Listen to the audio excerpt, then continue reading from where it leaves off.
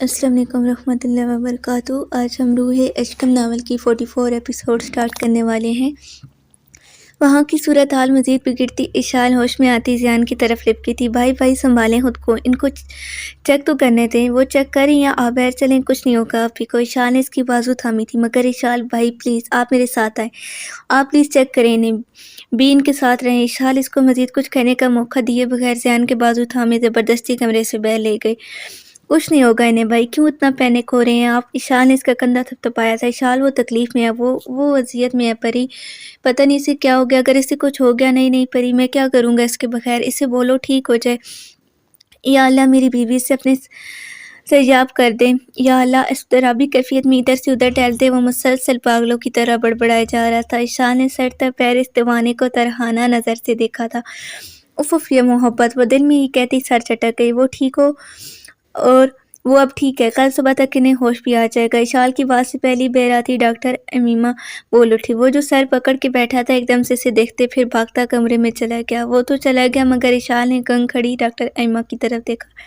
کوئی مسئلہ ہے؟ وہ اٹھتی اس کے قریب آئی۔ نہیں، ڈاکٹر امیمہ نے گھبراتے جواب دیا اور اس کے ساتھ چل پڑی۔ اس کے ذہن میں ابھی تک زیان کا وہ جنونی انداز گردش کر رہا تھا۔ وہ چاہ کر بھی اس کے چہرے پہ چھایا کر بھی اس لڑکی کے لیے اس کی فکر لہجے میں محبت کچھ بھی فراموش نہیں کر پا رہی تھی۔ وہ دونوں چلتے چلتے دروازے تک پہنچ گئے۔ آپ نے بالکل ٹھیک کہا تھا ڈاکٹر امیمہ، اشال نے اس کی طرف مسکراہٹ اچھالتے کہا تھا۔ وہ جو باہر کی طرف جا رہی تھی اشال کو پلٹ کر دیکھنے لگی۔ جی کیا مطلب؟ میں سمجھی نہیں۔ وہی جو اندر بیٹھ کر کہہ رہی تھی کہ زیان بھائی کی وائف بہت لکی ہوں گی۔ آپ کی بات بالکل درست ثابت ہے۔ بھابھی کی ذرا سی طبیعت خراب ہونے پر وہ کس قدر پریشان ہو گئے تھے۔ آپ تو واقعی جینیس ہیں، آپ کا خیال بھی بالکل ٹھیک تھا۔ وہ اس کی تعریف کر رہی تھی مگر ڈاکٹر امیمہ تو ابھی تک بھابھی کے لفظ پر ہی اٹک ہی تھی۔ وہ لڑکی آپ کی بھابھی تھی؟ جی الحمدللہ، اس نے مسکراتے جواب دیا۔ ڈاکٹر امیمہ کے چہرے کے رنگ اڑے تھے۔ وہ جو کچھ بھی کہے بغیر گھر سے باہر نکل گئی۔ اشال بھی پلٹ کر اندر جانے لگی جب پیچھے کھڑی مسکراتی ہوئی بی کو دیکھ کر وہ ٹکی۔ مہمان تھی وہ، مگر میرے بھائی کی خوشی مجھے بہت عزیز ہے۔ آج اسے ٹوکنا ضروری تھا، نہیں تو کل وہ میرے بھائی کی لائف اسپیل کر سکتی تھی۔ کندھے اچکاتی اشال نے عام سے انداز میں اپنے بیہیویئر پہ کا مطلب سمجھایا اور آگے بڑھ گئی۔ اتنی سمجھدار ہوگی وہ پری، بی نے مسکراتے دل میں سے مخاطب کیا اور اس کے پیچھے چل دی۔ رات آہستہ تو سرک رہی تھی۔ اشال اور حسنہ بھی اپنے اپنے کمروں میں جا چکی تھی۔ دوسری طرف زیان حیدر کی جان ابھی بھی سولی پہ لٹکی ہوئی تھی۔ اس کے قریب بیٹھے وہ نہ جانے کب سے درود شریف اور آیت الکرسی کا ورد کرتا اس پر پھونک رہا تھا۔ جلدی سے ٹھیک ہو جاؤ مائی کوئن، وہ میں وعدہ کرتا ہوں کبھی کسی دکھ کو تمہارے قریب نہیں آنے دوں گا۔ یہ آخری اذیت تھی جو تم نے سہنی تھی، اب بس۔ زیان حیدر تم تک آنے والی ہر تکلیف کو خود پر اتار لے گا مگر تمہیں کچھ نہیں ہونے دے گا۔ اپنی سانسیں دے کر بھی تمہیں محفوظ رکھنا پڑا تو ایسا بھی کر لوں گا۔ بس تم اٹھ جاؤ، ٹھیک ہو جاؤ، مجھ سے بات کرو، مجھے دیکھو۔ تو مجھے میرے پاس چاہیے ہو ساری زندگی کے لیے، نہ صحیح تب تک ہی صحیح جب تک میری سانسیں۔ اور اس کے بعد سلاتے وہ آخر کو رو پڑا۔ کیا وہ اسے معاف کر دے گی؟ سب بھول کر اس کے ساتھ نئی زندگی کی شروعات کرے گی؟ نہ جانے کتنے وسوسے تھے جو اس وقت اس کے ذہن میں اٹھ رہے تھے۔ سب سے بڑا ڈر جو تھا وہ اسے اپنی جان کا تھا، جس کے تحت اسے وریشا کے ساتھ پری کی بھی فکر ہونے لگی۔ عشا کو ڈھونڈنا تھا، وریشا کو اپنی محبت کا احساس دلانا تھا، اس کی معافی چاہیے تھی مگر اس کے مطابق اس کے پاس وقت بہت تھوڑا تھا۔ ان سوچوں میں کب اس کے آنسو بہتے بہتے وریشا کا چہرہ بھگونے لگے، اسے خبر ہی نہیں ہوئی۔ وہ ہلکا سا کمسائی تو زیان نے فوراً سے اس کا چہرہ دیکھا جس پر اس کے آنسو جا بجا گرے تھے۔ وہ مسکرایا اور جلدی سے اس کا چہرہ صاف کرتے اس کے پاس سے اٹھ گیا۔ مؤذن نے فجر کی اذان دی اور وہ اپنے رب کے حضور سجدہ ریز ہوا تھا۔ اتنے سب کچھ مانگا مگر اپنی زندگی کی دعا نہیں مانگی تھی، جس کے اسے وسوسے تھے، جس کے لیے اسے دعا مانگنی چاہیے تھے، اس نے نہیں مانگی۔ دعا مانگ کر وہ ابھی اٹھا جب موبائل بجا۔ نمبر دیکھ کر زیان کال سننے کے لیے کمرے سے باہر نکل گیا۔ وہ نماز پڑھ کر کچن میں آئی تھی، صبح کے 6 بج چکے تھے۔ وہ کچن میں آئی جہاں حسنہ بھی ان سب کے لیے ناشتہ تیار کر رہی تھی۔ بھی میں آپ کی ہیلپ کر دوں؟ آج آپ نے قرآن پاک کی تلاوت نہیں کی؟ انہوں نے سوال پر سوال کیا۔ اشال نے نفی میں سر ہلایا۔ کیوں نہیں کی بچے، میں نے سوچا آپ کی ہیلپ کر دوں پہلے۔ نہیں بچے، میں کر لوں گی کام، آپ جاؤ قرآن پاک کی تلاوت کرو پہلے۔ اشال مسکراتے واپس سے کمرے کی طرف چلی گئی۔ وہ ہر نماز کے بعد نہ ہو سکے مگر فجر کی نماز کے بعد قرآن پاک کی تلاوت ضرور کرتی تھی۔ اس کی آواز میں ایسا کوئی سحر انگیز جادو تھا کہ سننے والے گھنٹوں بیٹھ کر اس کی تلاوت سن سکتے تھے۔ وہ اونچی آواز میں نہیں پڑھتی مگر اس کا کہنا جب وہ تلاوت کرتی ہے تو اس کی آواز خود بخود بلند ہو جاتی ہے۔ وہ تلاوت پر ترجمہ کرتی تھی اور پھر اس کی آواز حسنہ بھی اور زیان کے لیے سکون کا باعث ہوتی تھی۔ اس کی آواز قرآن پاک کے حروف ان کے دلوں پر اثر کرتے تھے۔ سائڈ ٹیبل سے قرآن پاک اٹھائے وہ بیڈ پہ بیٹھی۔ آج اس سورت کی وہ تلاوت کرنے والی تھی، وہ سورت رحمان تھی۔ اس نے تلاوت شروع کر دی۔ ترجمہ: اللہ جو نہایت مہربان، جس نے قرآن کی تعلیم فرمائی، اسی نے انسان کو پیدا کیا، اسی نے انسان کو بولنا سکھایا۔ سورج اور چاند ایک نصاب سے مقرر چل رہے ہیں اور بوٹیاں اور درخت سجدہ کر رہے ہیں۔ جاری ہے۔ کچن میں کام کرتی حسنہ بی کے ہاتھ تھم گئے، ان کے چہرے پہ سکون اترنے لگا۔ وہ کافی دیر سے اٹھ گئی تھی اور تب سے اپنے بیڈ پہ لیٹے خالی نظروں سے اپنے ارد گرد ہر شے کو دیکھ رہی تھی۔ زیادہ نہیں مگر کچھ وقت بعد ہی اس کے ذہن میں کل رات کے سارے مناظر فلم کی طرح چلنے لگے، مگر وہ پھر بھی لیٹی رہی۔ ہولے ہولے دل تکلیف کے مارے پھڑپڑانے لگا۔ اسے گزری اذیت کا سوچتی ہی اسے مزید تکلیف ہو رہی تھی۔ تکلیف کی شدت بڑھنے لگی، دل کانپ رہا تھا، بے چینی حد سے سوا ہو رہی تھی، آنکھوں میں پانی بھرنے لگا، چہرے کے خد و خال بگڑنے لگے تھے، دماغ کی نسیں برداشت کے باعث ابھرنے لگی، مگر وہ چٹ لیٹی رہی، جیسے اس کا پورا جسم مفلوج ہو گیا۔ وہ اپنے جسم کو ہلانے سے قاصر تھی، وہ بول نہیں پا رہی تھی، جیسے دماغ اور دل کے علاوہ سارے جسم پر لکونیت طاری ہو گیا ہو۔ ذہن چل رہا تھا، دل کی دھڑکنیں بھی معمول پر تھیں، آنکھوں سے بہتا پانی بھی تکیے میں جذب ہو رہا تھا۔ پھر کچھ دیر گزری کہ وہ اسی حالت میں لیٹی رہی۔ وہ ٹرانس کی کیفیت میں تھی، اسے لگ رہا تھا کچھ دیر اور اس کی سانس رکنے والی ہے۔ وہ کمرہ تھا مگر اسے اپنی قبر نظر آ رہی تھی، اسے کوئی آواز نہیں سنائی دے رہی تھی۔ آنکھوں کے آگے کو اندھیرا چھانے لگا، وہ آنکھیں موندے لگی، وہ سارا کمرہ اس کی نظروں کے سامنے گھوم رہا تھا، وہ سناٹوں کی زد میں تھی۔ ابھی وہ مکمل آنکھیں موندتی، ایک مانوس سی دھیمی مگر خوبصورت سی آواز اس کے کانوں سے ٹکرائی۔ اسی نے انسان کو ٹھیکری کی طرح کھنکھناتی مٹی سے بنایا اور جنات کو آگ کے شعلے سے پیدا کیا، تو تم اپنے پروردگار کی کون کون سی نعمت کو جھٹلاؤ گے؟ اس نے آنکھیں کھولنے کی کوشش کی اور وہ سمجھنا چاہا کہ وہ کون سا کلام ہے۔ وہ کسی سحر انگیز آواز تھی جو اس کے دل پر آہستہ آہستہ اثر کر رہی تھی۔ ترجمہ: اور وہی دونوں مشرقوں اور دونوں مغربوں کا مالک ہے، تو تم اپنے رب کی کون کون سی نعمت کو جھٹلاؤ گے؟ وہ عربی تھی، اس نے مزید سنا، وہ قرآن پاک کے الفاظ تھے، کوئی ترجمہ کر رہا تھا، کوئی اس کی روح کو جھنجھوڑ رہا تھا، کوئی اسی تپتی آگ سے نکال کر برف کے ٹھنڈے میدان میں لے آیا تھا، اس کے دل پہ رکھے پتھروں جیسے بوجھ کو کم کر رہا تھا، اس کے دل میں چلتی الجھنوں کو سلجھا رہا تھا۔ اس نے ذرا سا اٹھنے کی کوشش کی، وہ آواز پھر اس کے کانوں سے ٹکرائی۔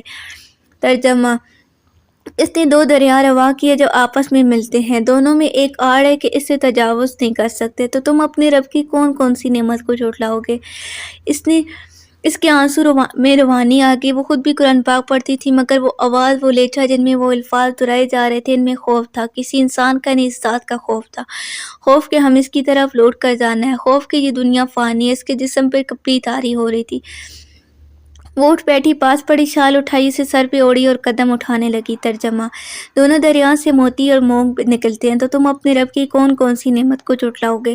اور جہاد بھی اسی کے ہیں جو دریا میں پہاڑوں کی طرح اونچے کھڑے ہوتے ہیں، تو تم اپنے رب کی کون کون سی نعمت کو جھٹلاؤ گے؟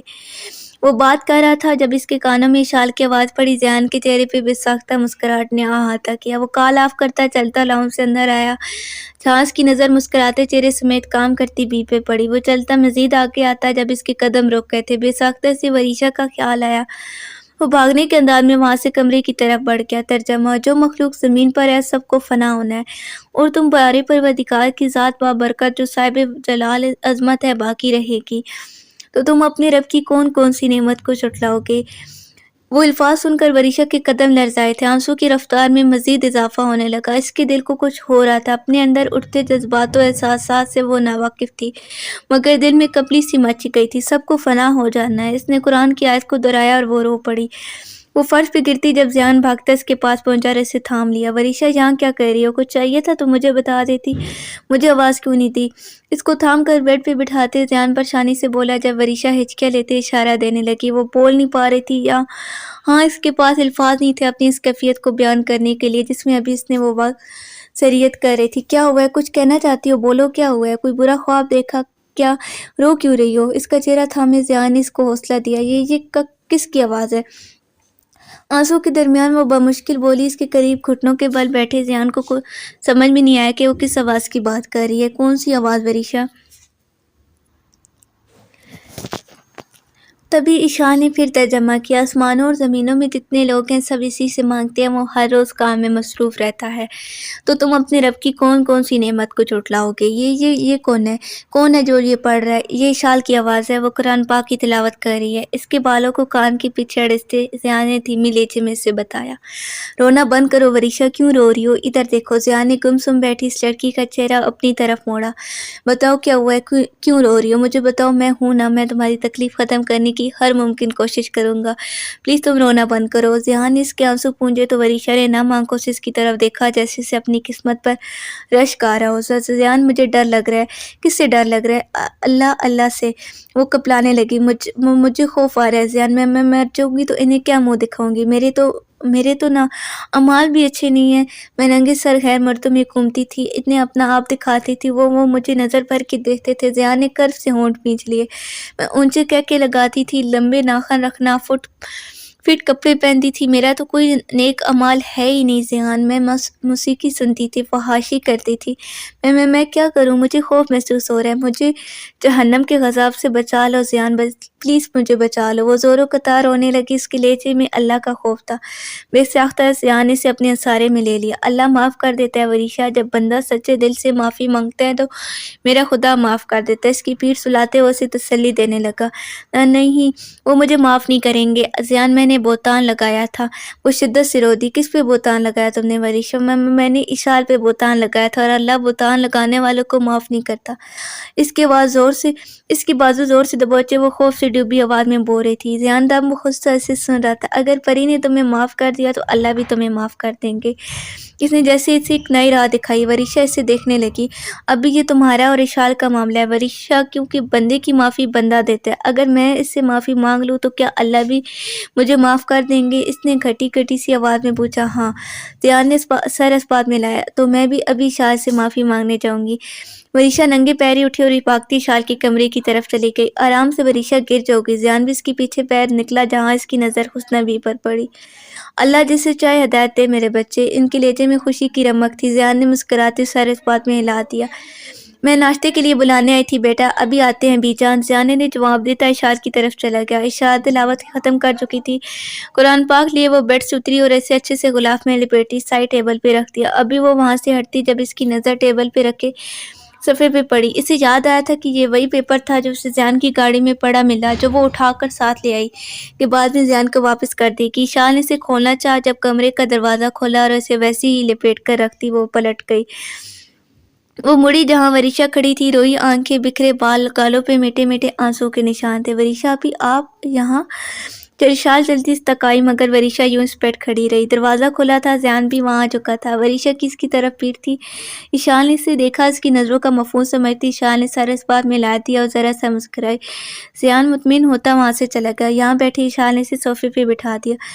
तुम मुझे माफ़ कर दो इशाल। इसके पास बैठती है वो फिर से रोने लगी। किस बात की माफ़ी आपी? मैंने तुम पे बोहतान। वरीशा, भी आप इस टॉपिक पर पहले ही बात कर चुके हैं। मैंने आपको माफ़ कर दिया था, फिर क्यों रो रही हैं आप?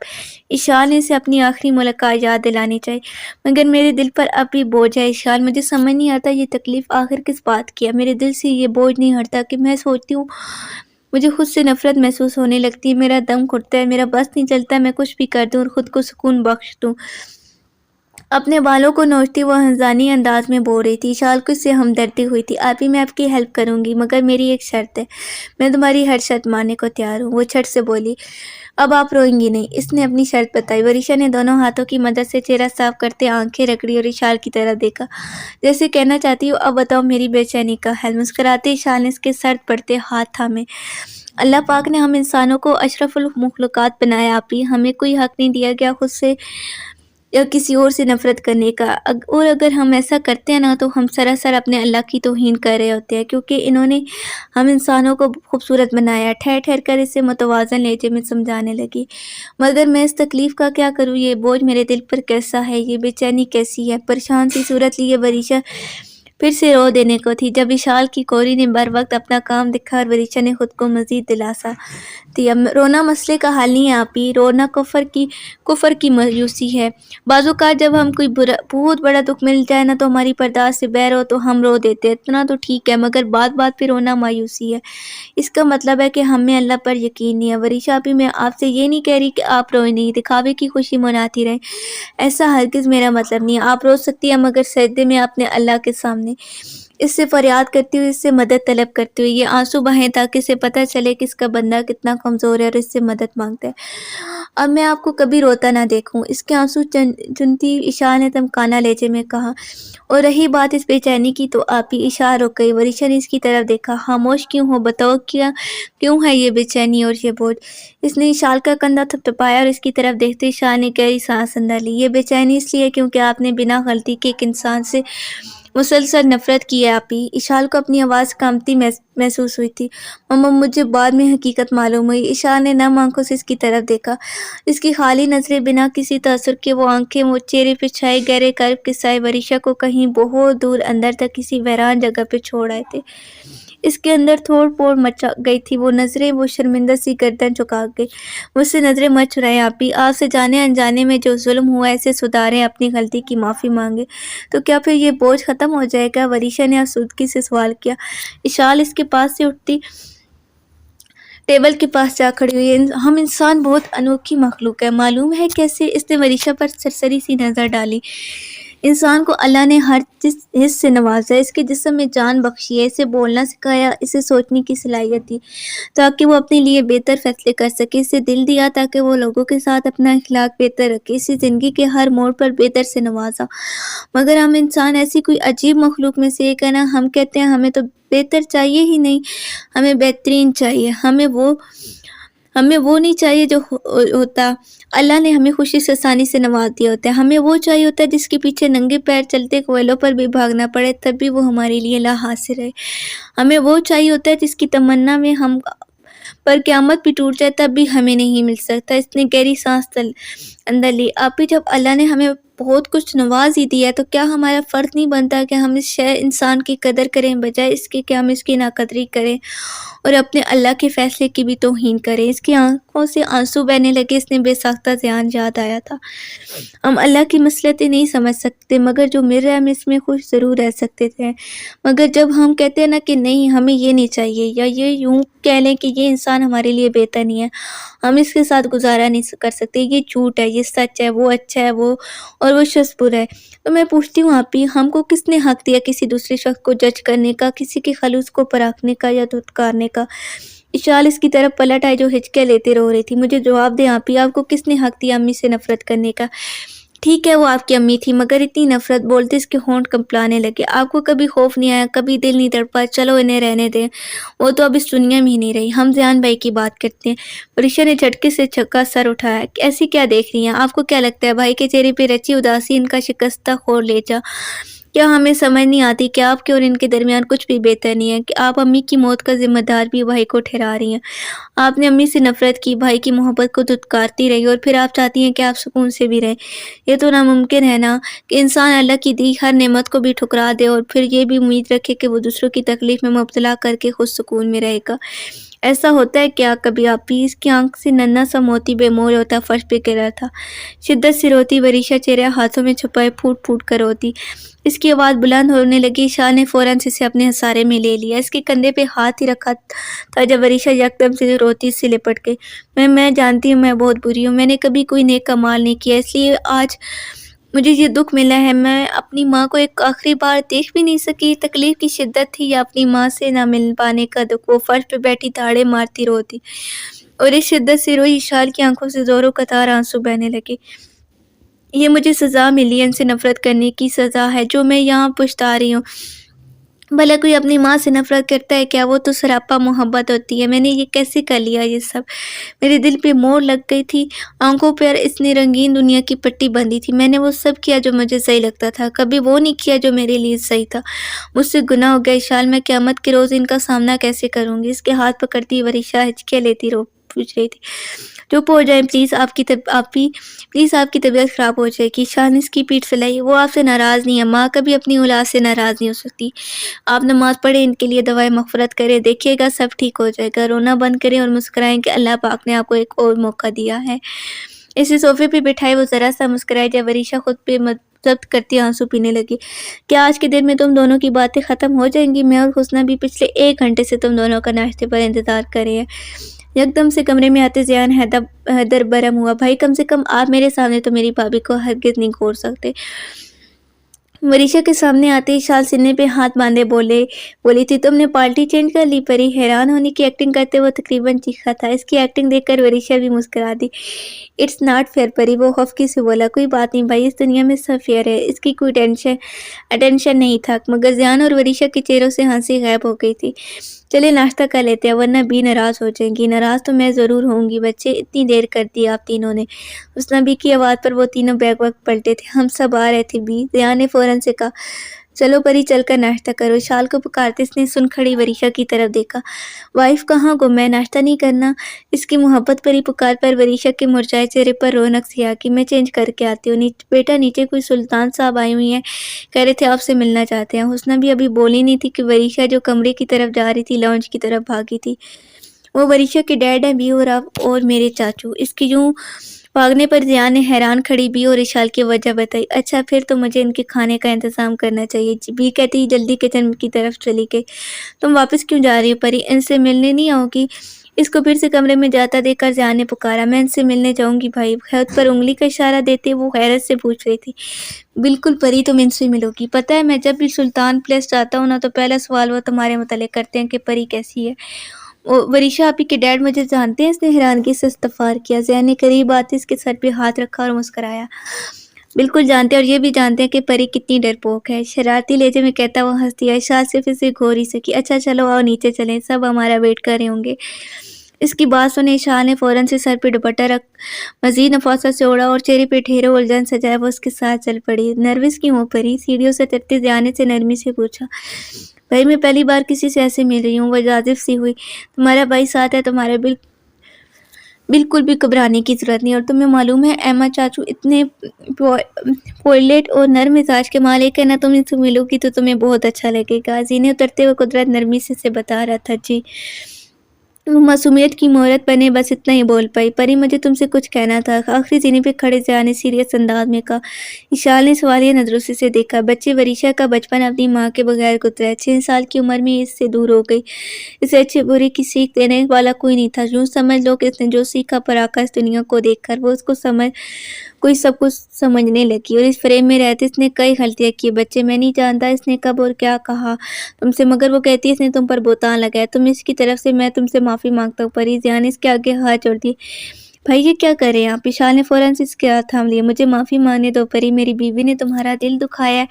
میں بھائی بن کر نہیں، اس کا شوہر بن کر تم سے معافی مانگ رہا ہوں۔ اس کے لیے دل میں میل مت رکھنا، اسے معاف کر دینا۔ بھائی میں کب کی نہیں معاف کر چکی ہوں۔ آپ دونوں پلیز مجھ سے بار بار معافی مانگ کر مجھے شرمندہ مت کریں۔ دیکھیں بھابھی کتنا خوش ہیں۔ اس نے مسکراتی ورشا کی طرف اشارہ کیا تو ذیان کی نظر اس کتاب میں پھیر لی۔